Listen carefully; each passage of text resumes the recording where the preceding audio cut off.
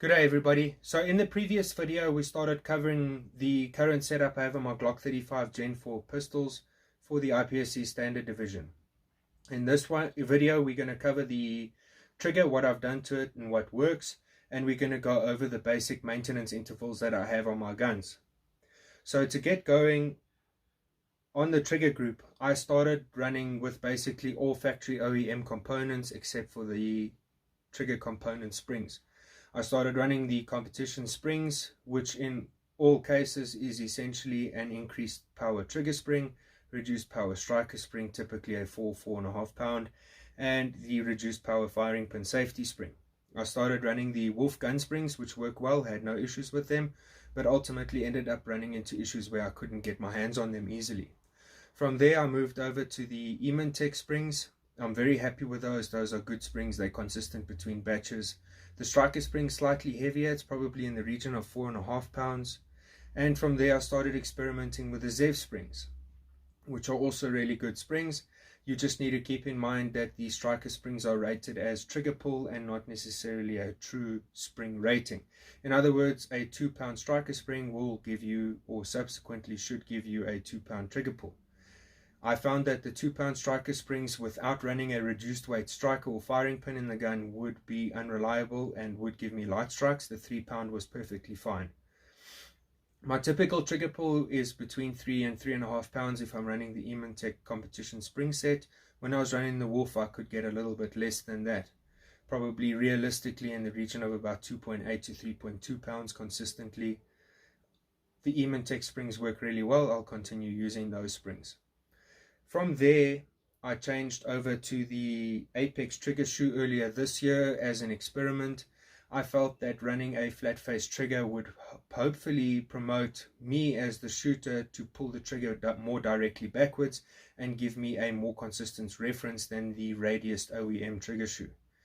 I like the Apex trigger shoes. They're the most affordable aftermarket flat face trigger shoe that you can get here, and I'll continue testing it. I've always run the Gen 4 trigger bar in the gun. It seems to have maintained some sort of crisp break in the gun. Running the Gen 3 trigger bar will give you more of a rolling break. Connectors, I've run the minus or 2 kilogram connector for the last 2 years.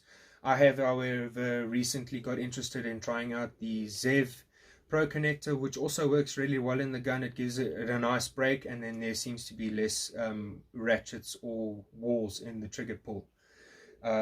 Ultimately, I think if you're looking for an affordable trigger, the best thing to do is keep the gun as stock as possible. Maybe drop in a 2 kilogram or minus connector along with a competition spring set.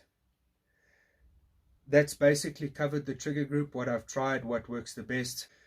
Let's cover some maintenance schedule stuff on the guns. So I've basically run 2 guns. I've got a match gun and I've got a practice gun. The practice gun is a little bit of a beater gun. That gun will run all of the trigger component springs until I have some sort of fatigue or failure. The spring that I will replace religiously is my recoil spring, and typically with the OEM dual nested springs I'd replace them every 5,000 rounds, at which point the gun would get a detailed strip and proper inspection and cleaning. The match gun is not much more complicated than that. I'll keep it cleaner on a slightly more regular basis.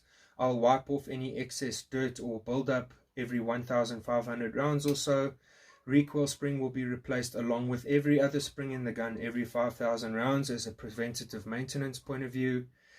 That's essentially it. Keep the guns oiled, make sure that they're in good working order, and when you do a clean on them, just inspect your components to make sure they're in good working order. Replace all of your springs every 5,000 rounds as preventative maintenance, especially if you only have one gun. Now that I'm running the aftermarket recoil springs from Tech, I feel that the maintenance intervals on those are going to be pretty short. If you're running any of those springs, I'm probably going to recommend replacing those every 2,500 rounds. On the high end, just so that you can make sure the gun keeps running reliably. One of the concerns running the lighter recoil springs is the gun closing up or returning into battery.